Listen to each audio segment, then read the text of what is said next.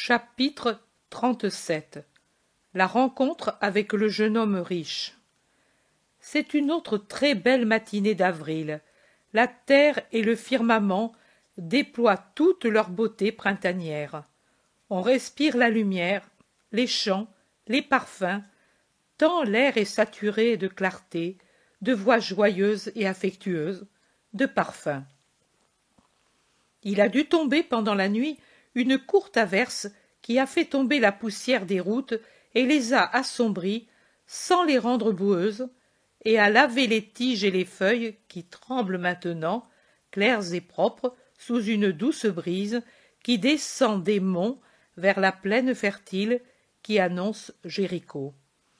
Des rives du Jourdain montent continuellement des gens qui ont fait la traversée depuis l'autre rive ou bien qui ont suivi le chemin qui côtoie le fleuve en venant sur celle-ci, qui va directement sur Jéricho et sur Doko, comme l'indiquent les inscriptions de la route. Et aux Hébreux nombreux, qui de tous côtés se dirigent vers Jérusalem pour les cérémonies rituelles, se mêlent des marchands d'autres endroits et des bergers avec les agneaux des sacrifices, qui bêlent, ignorants de leur sort. Plusieurs reconnaissent Jésus et le salut. Ce sont des Hébreux de la Pérée et de la Décapole et de lieux plus éloignés. Il y a un groupe de Césarée Panéade, et il y a des bergers qui, étant plutôt nomades et suivant leurs troupeaux, ont une certaine connaissance du Maître qu'ils ont rencontré ou que ses disciples leur ont annoncé. L'un d'eux se prosterne et lui dit « Puis-je t'offrir l'agneau ?» « Ne t'en défais pas, homme, c'est ton gain. »« Oh, c'est ma reconnaissance, tu ne te souviens pas de moi. Moi, oui, je suis un de ceux que tu as guéris. En guérissant un si grand nombre, tu m'as consolidé l'os de la cuisse que personne ne guérissait et me rendait infirme. Je te donne volontiers l'agneau, le plus beau, celui-ci, pour le banquet de réjouissance. Je sais que pour l'Holocauste, tu es tenu à la dépense, mais pour la réjouissance, tu m'en as donné tant. Prends-le, maître. D'Iscariote dit « Mais oui, prends-le, ce sera de l'argent que nous économiserons, ou plutôt ce sera la possibilité de manger, car avec toutes les prodigalités que l'on fait, moi je n'ai plus d'argent. » Matthieu dit « Prodigalité, mais depuis Sichem, on n'a pas dépensé la moindre piécette. Enfin, je n'ai plus d'argent, ce qui me restait, je l'ai donné à Mérode. » « Homme, écoute, dit Jésus au berger, pour mettre fin aux explications de Judas. Pour l'instant, je ne vais pas à Jérusalem, et je ne puis emmener l'agneau avec moi. Autrement, je l'accepterai pour te montrer que ton cadeau m'est agréable. Mais ensuite, tu iras dans la ville, tu t'y arrêteras pour les fêtes, tu auras un lieu de repos, dis-moi où, et je le confierai à tes amis. Je n'ai rien de cela, mais à Nobé, j'ai un ami âgé et pauvre. Écoute-moi bien. Le lendemain du sabbat pascal, à l'aube, tu iras à Nobé, et tu diras à Jean, l'ancien de Nobé, tout le monde te l'indiquera, cet agneau t'est envoyé par Jésus de Nazareth, ton ami, pour que tu en fasses en ce jour un joyeux banquet, car il n'y a pas de plus grande joie que celle de ce jour pour les vrais amis du Christ. Le feras-tu? Si tu le veux, je le ferai. Et tu me feras plaisir. Pas avant le lendemain du sabbat. Rappelle-toi bien, et rappelle-toi les paroles que je t'ai dites. Maintenant, va, et que la paix soit avec toi. Et garde ton cœur bien ferme dans cette paix dans les jours à venir. Rappelle-toi cela aussi, et continue à croire en ma vérité. Adieu. Des gens se sont approchés pour écouter le dialogue et ne se sont dispersés que quand le berger les a obligés à le faire en remettant son troupeau en route. Jésus suit le troupeau pour profiter du sillage qu'il lui offre. Les gens parlottent. Mais alors, Il va vraiment à Jérusalem, mais il ne sait pas qu'il y a l'affiche contre lui. Eh, mais personne ne peut empêcher un fils de la loi de se présenter au Seigneur pour la Pâque. Est-il coupable de quelque délit public? Non, car s'il l'était, le proconsul l'aurait fait emprisonner comme Barabbas. Et d'autres: tu as entendu? Il n'a pas d'asile ni d'amis à Jérusalem. Est-ce que tous l'ont abandonné? Même le ressuscité? Belle reconnaissance! Tais-toi donc! Ces deux sont les sœurs de Lazare. Je suis des campagnes de Magdala, et je les connais bien. Si ces sœurs sont avec lui, c'est que la famille de Lazare lui est fidèle. Il n'ose peut-être entrer dans la ville. Il a raison. Dieu lui pardonnera s'il reste au dehors. Ce n'est pas sa faute s'il ne peut monter au temple. Sa prudence et sagesse. S'il venait à être pris, tout serait fini avant son heure. Certainement, il n'est pas prêt pour se proclamer notre roi, et il ne veut pas être pris. On dit que pendant qu'on le croyait à Éphraïm, il est allé un peu partout, jusqu'auprès des tribus nomades, pour recruter des partisans et des soldats, et chercher des protections. Qui te l'a dit? Ce sont les mensonges habituels. Lui est le roi saint, et non le roi des troupes. Peut-être qu'il fera la Pâque supplémentaire. Il est plus facile alors de passer inaperçu. Le Sanhédrin est dissous après les fêtes, et tous les sanhédristes vont à leur maison pour la moisson. Jusqu'à la Pentecôte, il ne se réunit pas de nouveau. Et une fois les sanhédristes partis, qui voulez-vous qui lui fasse du mal? Ce sont eux les chacals. Que lui use de tant de prudence? C'est une chose trop humaine. Lui est plus qu'un homme, et n'usera pas d'une prudence lâche. Lâche? Pourquoi? On ne peut traiter de lâche celui qui s'épargne pour sa mission. C'est toujours de la lâcheté, car toute mission est toujours inférieure à Dieu. En effet, le culte de Dieu doit avoir toujours la préséance sur toute autre chose. Ces paroles passent de bouche en bouche. Jésus fait semblant de ne pas les entendre. Jude d'Alphée s'arrête pour attendre les femmes, et lorsqu'elles sont arrivées, elles étaient avec le garçon en arrière à une trentaine de pas, il dit à Nic: « Avez-vous donné beaucoup à Sichem après que nous sommes partis ?» Pourquoi? Parce que Judas n'a plus la moindre piécette. Tes sandales, Benjamin, ne vont pas venir. C'est écrit. À Tersa, on n'a pas pu entrer, et même si nous l'avions pu, le manque d'argent aurait empêché tout achat. Tu devras entrer ainsi à Jérusalem. Marthe, en souriant, dit: Avant, il y a Béthanie. Et avant, il y a Jéricho et ma maison, dit Nic en souriant aussi. Marie de Magdala dit: Et avant tout cela, il y a moi. J'ai promis et je tiendrai la promesse. Voyage d'expérience que celui-là. J'ai connu ce que c'est de ne pas avoir une didrachme, et maintenant je vais connaître ce que c'est de devoir vendre un objet par besoin. Marthe demande à sa sœur: Et que veux-tu vendre, Marie, si tu ne portes plus de bijoux? Mes grosses épingles à cheveux en argent, elles sont nombreuses, mais pour tenir en place ce poids inutile, des épingles de fer peuvent suffire. Je les vendrai. Jéricho est rempli de gens qui achètent ces choses, et aujourd'hui, c'est jour de marché, et aussi demain, et toujours à cause de ces fêtes. Mais ma sœur! Quoi? Tu te scandalises en pensant qu'on puisse me croire assez pauvre pour devoir vendre mes épingles d'argent? Oh! Je voudrais t'avoir toujours donné de ces scandales.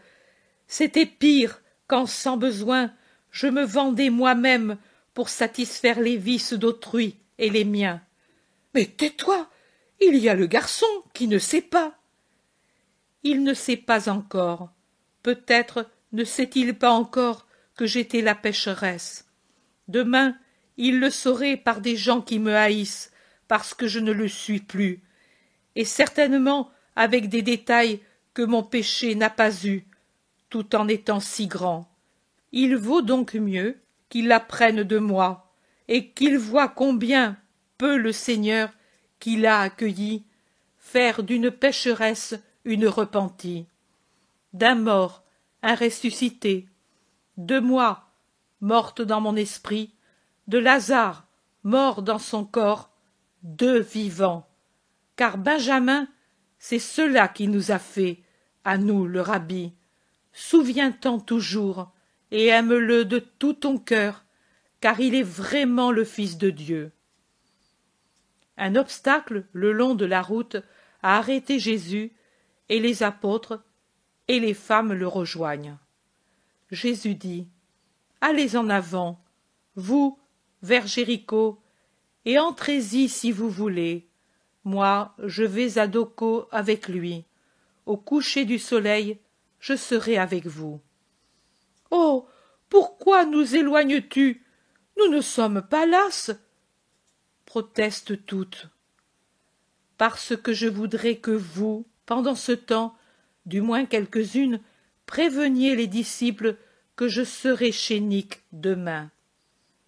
Nick dit: S'il en est ainsi, Seigneur, nous partons. Viens, Élise, et toi, Jeanne, et toi, Suzanne et Marthe, nous préparerons tout ce qu'il faut. Et le garçon et moi, nous ferons nos achats. Bénis-nous, maître, et viens vite. Toi, mère, tu restes? Oui, avec mon fils. On se sépare. Avec Jésus restent seulement les trois Maries, sa mère, sa belle-sœur Marie de Cléophas et Marie Salomé. Jésus quitte la route de Jéricho pour un chemin secondaire qui va à Doko. Il s'y trouve depuis peu quand, d'une caravane qui vient je ne sais d'où, se détache un jeune homme. C'est une riche caravane qui certainement vient de loin. Les femmes sont montées sur des chameaux, renfermés dans des palanquins qui oscillent, attachés sur les échines gibbeuses. Les hommes sont montés sur des chevaux fougueux ou d'autres chameaux. Le jeune homme, qui fait agenouiller son chameau, glisse en bas de la selle pour aller vers Jésus. Un serviteur qui est accouru lui tient la bête par la bride. Le jeune homme se prosterne devant Jésus et lui dit après une profonde salutation: « Je suis Philippe de Canatha, fils de vrais Israélites, et resté tel, disciple de Gamaliel jusqu'à la mort de mon père qui m'a mis à la tête de son commerce. Je t'ai entendu plus d'une fois, je connais tes actions, j'aspire à une vie meilleure pour avoir cette vie éternelle dont tu assures la possession à celui qui crée ton royaume en lui-même. Dis-moi, bon maître, que dois-je faire pour avoir la vie éternelle? Pourquoi m'appelles-tu bon? Dieu seul est bon. Tu es le Fils de Dieu, bon comme ton Père. Oh, dis-moi, que dois-je faire? Pour entrer dans la vie éternelle, observe les commandements. Lesquels, mon Seigneur? Les anciens ou les tiens? Dans les anciens, les miens se trouvent déjà. Les miens ne changent pas les anciens. Ils sont toujours adorer d'un amour vrai l'unique vrai Dieu, et respecter les lois du culte, ne pas tuer, ne pas voler, ne pas commettre l'adultère, ne pas attester le faux, honorer père et mère, ne pas faire du tort au prochain, mais au contraire l'aimer comme tu t'aimes toi-même. En agissant ainsi, tu auras la vie éternelle.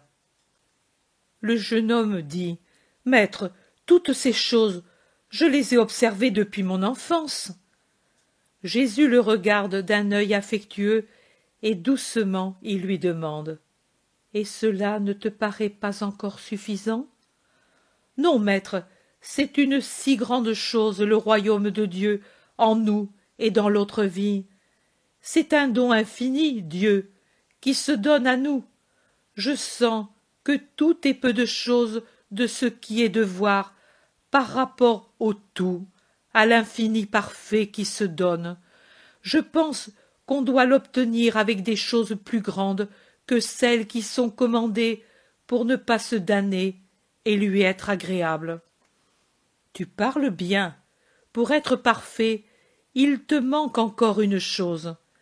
Si tu veux être parfait comme le veut notre Père des cieux, va, vends ce que tu as, et donne-le aux pauvres, et tu auras dans le ciel un trésor qui te fera aimer du Père qui a donné son trésor pour les pauvres de la terre.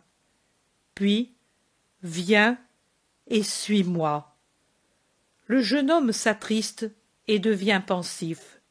Puis, il se relève en disant « Je me rappellerai ton conseil. » Et il s'éloigne tout triste.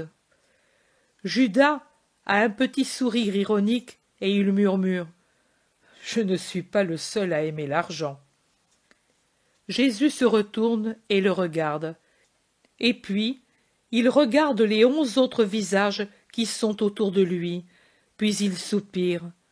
Comme difficilement un riche entrera dans le royaume des cieux, dont la porte est étroite, dont le chemin est escarpé, et que ne peuvent parcourir pour y entrer ceux qui sont chargés du poids volumineux des richesses. Pour entrer là-haut, il ne faut que des trésors de vertu immatériels, et il faut savoir se séparer de tout ce qui est attachement aux choses du monde et aux vanités. Jésus est très triste. Les apôtres, entre eux, se regardent du coin de l'œil. Jésus reprend en regardant la caravane du jeune homme riche qui s'éloigne. En vérité, je vous dis qu'il est plus facile qu'un chameau passe par le chat d'une aiguille que pour un riche d'entrer dans le royaume de Dieu. Mais alors, qui pourra jamais se sauver? La misère rend souvent pécheur à cause de l'envie et du peu de respect pour ce qui appartient à autrui et de la défiance envers la providence. La richesse est un obstacle à la perfection. Et alors, qui pourra se sauver? Jésus les regarde et leur dit « Ce qui est impossible aux hommes est possible à Dieu, car à Dieu tout est possible. Il suffit que l'homme aide son Seigneur par sa bonne volonté.